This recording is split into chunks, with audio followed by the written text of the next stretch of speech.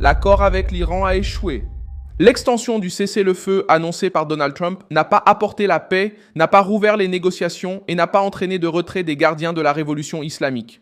Au contraire, dans les premières heures de ce mercredi 22 avril 2026, ce qui est apparu, c'est un scénario de confrontation, figé, seulement sur le papier, avec le blocus naval maintenu par les États-Unis, une méfiance totale à Téhéran et un sentiment de plus en plus fort de rupture au sein même du régime iranien. Je vais tout te raconter, mais maintenant tu vas vouloir t'abonner à la chaîne pour rester bien informé. Des informations en temps réel, avec la meilleure qualité journalistique jamais vue, avec la confiance de Milson Alves, Global. Voici donc ce qui s'est passé.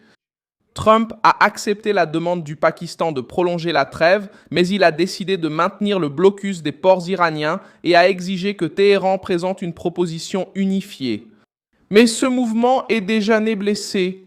Ni la délégation américaine dirigée par J.D. Vance n'a quitté Washington, ni la partie iranienne n'a confirmé sa présence à Islamabad. L'hôtel préparé pour le tour décisif de discussion était prêt, mais la négociation n'a tout simplement pas avancé. Le cessez-le-feu a été prolongé de manière unilatérale. Il y a eu une annonce de trêve, mais il n'y a pas eu de véritable accord. Ceux qui ont exprimé le rejet le plus ferme étaient liés à la garde révolutionnaire islamique. L'agence Tasnim, affiliée aux gardiens, a déclaré que l'Iran n'avait pas demandé la prolongation du cessez-le-feu et a réitéré les menaces de briser le blocus par la force. Quant à Mahdi Mohammadi, conseiller du président du Parlement iranien, il a affirmé que la prolongation annoncée par Trump serait une manœuvre pour gagner du temps en vue d'une attaque surprise et a déclaré qu'il était temps pour l'Iran de prendre l'initiative.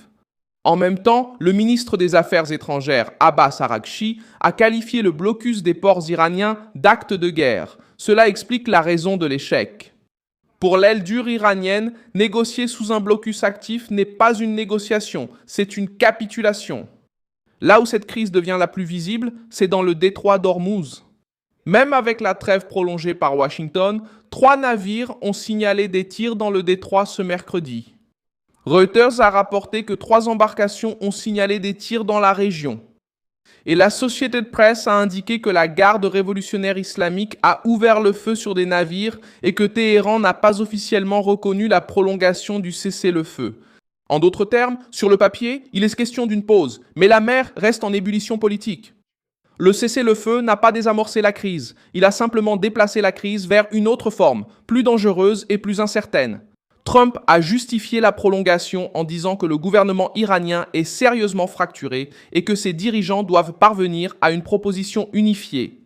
Cette phrase est centrale. Washington ne traite pas Téhéran comme un pouvoir cohérent, mais considère le régime comme un centre de commandement fracturé, sous pression et sans voix unifiée. En maintenant le blocus, les États-Unis montrent qu'ils veulent exploiter précisément cette faiblesse, ne pas attaquer immédiatement, mais resserrer l'étau économique et politique jusqu'à forcer l'autre camp à céder ou à se diviser encore davantage. C'est pourquoi l'idée que le coup d'État commence à Téhéran ne sort pas de nulle part.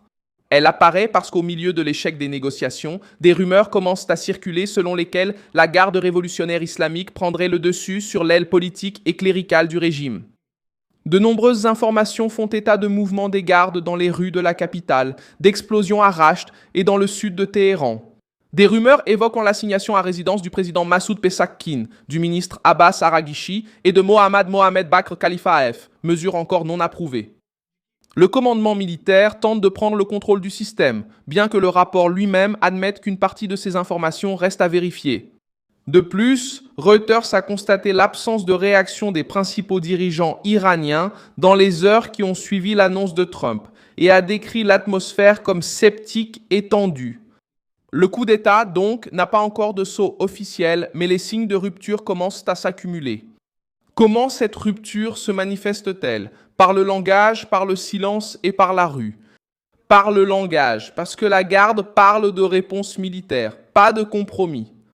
Par le silence, parce que les dirigeants civils ont tardé à réagir et que le camp iranien n'a pas présenté de position unifiée. Et dans la rue, parce que l'Associated Press a enregistré des actions de partisans de la ligne dure avec l'exposition de missiles et de lanceurs, tandis que les autorités pakistanaises attendaient encore une réponse.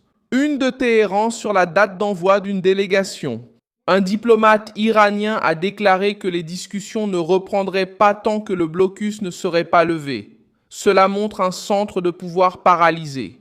L'aile dure affiche sa force, l'aile diplomatique perd du terrain et la négociation reste bloquée. L'impact de cette paralysie va bien au-delà de l'Iran. Reuters a également indiqué que l'Union européenne a décidé d'élargir les critères de sanctions pour cibler ceux qui bloquent le détroit. Quand l'accord échoue, ce n'est pas seulement Téhéran qui en souffre, mais le monde entier. Pour l'instant, Donald Trump y gagne du temps. Il évite un nouveau bombardement immédiat, maintient une pression maximale et rassure l'opinion publique en donnant l'impression d'avoir tenté de donner une nouvelle chance à la diplomatie. Et en même temps, il place la garde révolutionnaire islamique face à un dilemme difficile. Soit elle accepte de négocier sous pression, ce qui l'affaiblit en interne, soit elle rejette la trêve et renforce l'impression qu'elle pousse l'Iran vers plus d'isolement, plus de crises économiques et plus de conflits internes. Du côté iranien, l'aile dure joue aussi son propre jeu. Elle rejette la prolongation parce qu'elle sait qu'accepter une trêve sans lever le blocus reviendrait à admettre une faiblesse face aux États-Unis. C'est pourquoi l'échec de l'accord et le début d'une dispute interne vont de pair. Au final, il s'est agi de l'effondrement politique d'une tentative d'accord. Avec une prolongation du cessez-le-feu, le blocus naval maintenu, le rejet public par l'aile dure iranienne, les attaques contre les navires et des signes de fracture au sommet du régime, le résultat est sévère. L'accord a échoué, la trêve s'est transformée en une lutte de pouvoir et Téhéran donne l'image d'un pouvoir de plus en plus divisé, avec une odeur de coup d'État dans l'air et sans direction stable en vue. Like la vidéo, abonne-toi et consulte les commentaires pour t'impliquer avec la communauté Milson Alves, globale.